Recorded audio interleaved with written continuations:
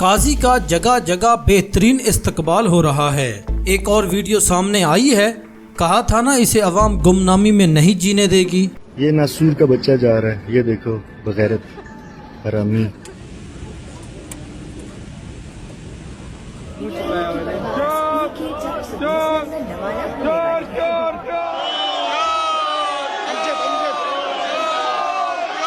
یہ پاکستان صرف جرنیلوں، سیاستدانوں اور بڑے بڑے عہدوں پر بیٹھے بیوروکریٹس کی چراگاہ بن چکا ہے۔ یہ لوگ نوکریوں کے نام پر اس حکومت پر راج کرتے ہیں اور دونوں ہاتھوں سے اس ملک کو لوٹتے ہیں، اور پھر جیسے ہی ان کے اقتدار کا سوری غروب ہوتا ہے یا انہیں مشکلات آتی ہیں تو یہ لوگ فوراً ملک سے فرار ہو جاتے ہیں۔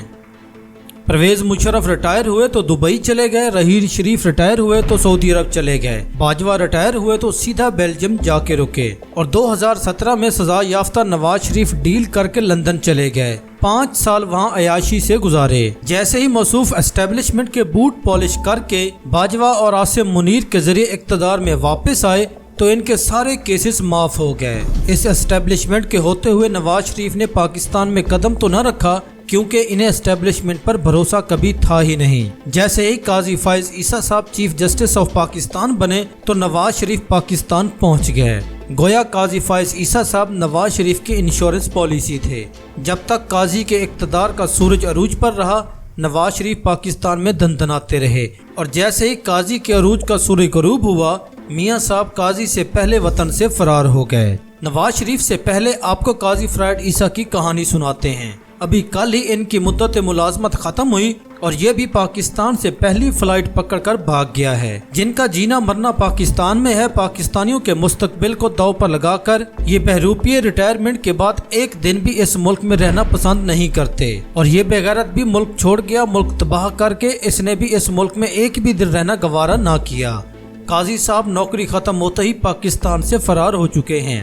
جس ملک میں جناب نے نوکری کے بعد ایک دن بھی رہنا پسند نہیں کیا کہ کیسے اہم فیصلے یہ صاحب کرتے رہے۔ ایک مرد کلندر نے کہا تھا، دوسرے ملکوں سے لوگ پاکستان میں نوکریاں ڈھونڈنے آیا کریں گے، دیکھ لیں نوکری کر کے واپس جا رہے ہیں۔ آپ ان کی باڈی لینگویج میں اضطراب دیکھیں، اس پر گہری نظر ڈالیں، دیکھیں کہ یہ اپنی بیوی سے کس انداز میں بات کرتے ہیں، محسوس کریں کیا اصل تماشا ان کی زندگی میں اب شروع ہونے والا ہے۔ سابق صدر پاکستان ڈاکٹر عارف الوی نے کہا تھا، میں صرف قاضی فائز عیسیٰ سے ریکویسٹ کروں گا کہ ریٹائرمنٹ کے بعد اب آپ پاکستان میں رہیں اور پھر دیکھیں کہ عوام آپ کے ساتھ کیا سلوک کرتی ہے۔ آپ نے جو فیصلے کیے ہیں اس سے عوام کو کتنی خوشی اور عوام کو کتنا دکھ اور ناراض ہیں، اس کا رد عمل آپ کو بتا دے گا۔ لیکن موصوف ایک بھی دن پاکستان میں نہیں ٹھہرے اور پتلی گلی سے نکل لیے۔ غالباً یہ یورپ پہنچے گا۔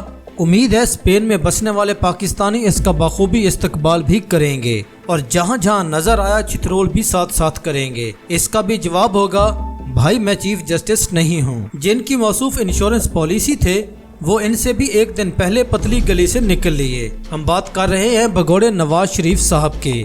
قاضی کا سورج غروب ہونے سے پہلے نواز شریف پاکستان سے بھاگ نکلے۔ پاکستان سے تو سیکیورٹی کے سخت حصار میں بچ نکلے، عوام کو ان کا استقبال کرنے کا موقع نہیں ملا۔ لیکن موصوف جیسے ہی دبئی پہنچے تو ابھی وہاں پر جہاز کے اندر ہی تھے، تو جہاز کے اندر ہی چور چور کے نعروں کی گونج ان کو سنائی دینے لگی۔ لعنت ایسی حرام کی دولت اور ایسی زندگی پر جہاں عزت ہی نہ ہو۔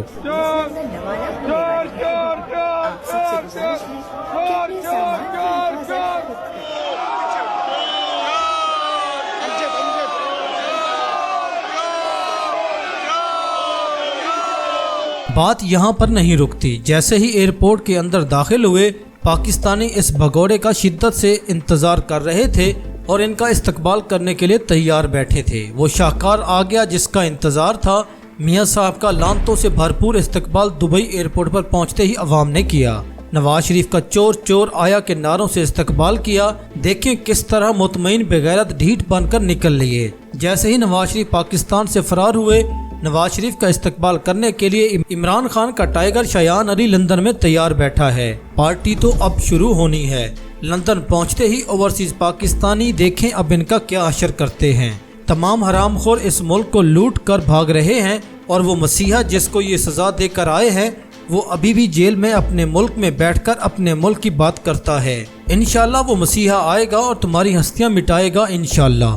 ان دونوں نے لندن میں طے کیا تھا کہ عمران خان کو ختم کریں گے۔ آج یہ دونوں خود ختم ہو گئے، واپس اپنے آبائی وطن لندن روانہ ہو چکے ہیں۔ اس وقت شریف خاندان کے 4 افراد نواز شریف سمیت پاکستان سے جا چکے ہیں۔ پاکستان میں جشن تو یہ لوگ منا رہے ہیں۔ اسلامک انٹرنیشنل یونیورسٹی اسلام آباد کے شعبہ قانون کے طلبہ قاضی سے یوم نجات کے موقع پر جشن منا رہے ہیں اور ان لوگوں نے مٹھائی بھی تقسیم کی۔ رجیم چینج اور لندن پلان کے سارے اہم کردار ملک چھوڑ گئے ہیں۔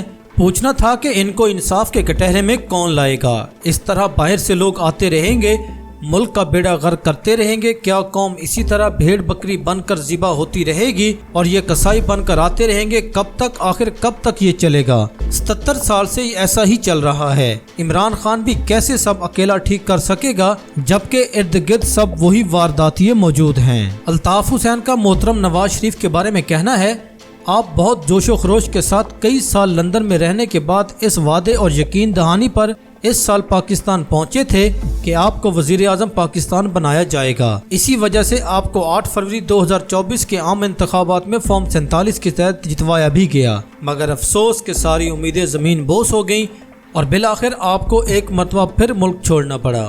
لعنت ہے ایسی ڈیل پر۔